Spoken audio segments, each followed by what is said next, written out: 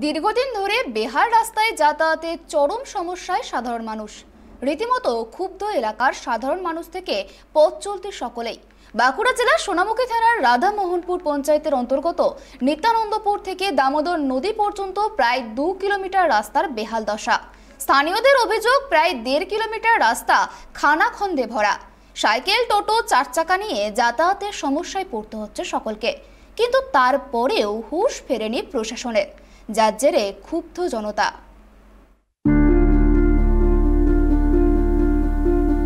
দীর্ঘদিন ধরে একেবারে বেহাল হয়ে পড়েছে রাস্তা, কিন্তু তারপরেও রাস্তা সংস্কারের ব্যাপারে কোনো রকম উদ্যোগ গ্রহণ করছে না স্থানীয় পঞ্চায়েত ও ব্লক প্রশাসন, যার কারণে চরম সমস্যায় পড়তে হচ্ছে এলাকার সাধারণ মানুষ থেকে পথ চলতে সকলকেই।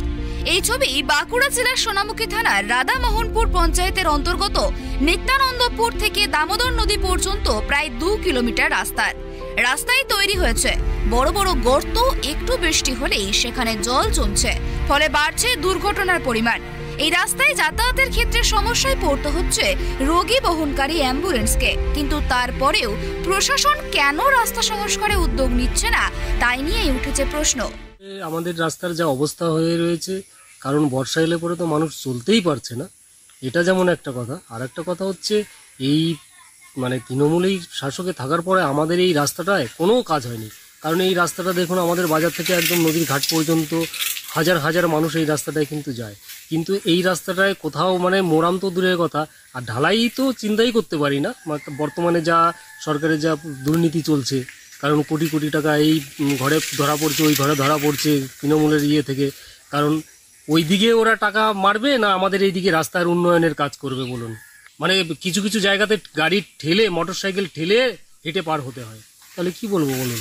আমাদের তাদের বিষয়ে বলতে বলতে আমাদের এতটাই আমরা কি বলবো, তিক্ততা হয়ে গেছি। এই তৃণমূলের উপরে আমাদের সত্যিই আমাদের লজ্জা করে। রাস্তা চলতে পারি না, কাদা হয়ে যায়। খুব পরিস্থিতি খারাপ আমাদের। কতদিন ধরে এই সমস্যা আছে? আজকে প্রায় ধরো বছর 30। কি বলছে প্রশাসন? প্রশাসন তো বলছে কিছুই করছে না। রাত্রেবেলা কি দুর্ঘটনা বাড়ছে? হ্যাঁ, রাত্রেবেলা আমরা চলতে পারি না। রাস্তাঘাটে চলতে গেলে অনেক অসুবিধা হয় খুব। আপনারা কি চাইছেন এখন? এখন আমরা চাচ্ছি রাস্তাটা যেন আমাদের ভালো হয়।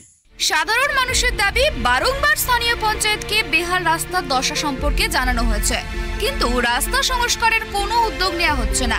ফলে রাতের অন্ধকারে যাতায়াতের ক্ষেত্রে সমস্যায় পড়তে হচ্ছে, বাড়ছে দুর্ঘটনার পরিমাণ।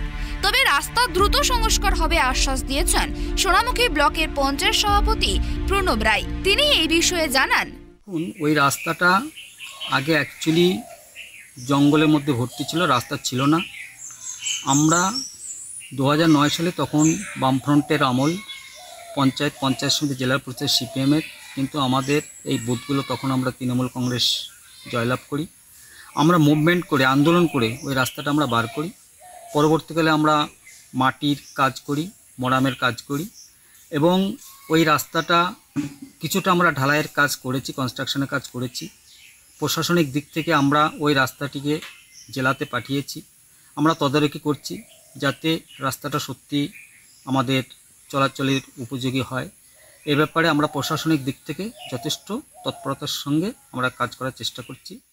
এখন এটাই দেখার কবে রাস্তা সংস্কারের কাজ শুরু হয়। বাঁকুড়া থেকে সুদীপ কুণ্ডুর রিপোর্ট, ট্রাইব টিভি।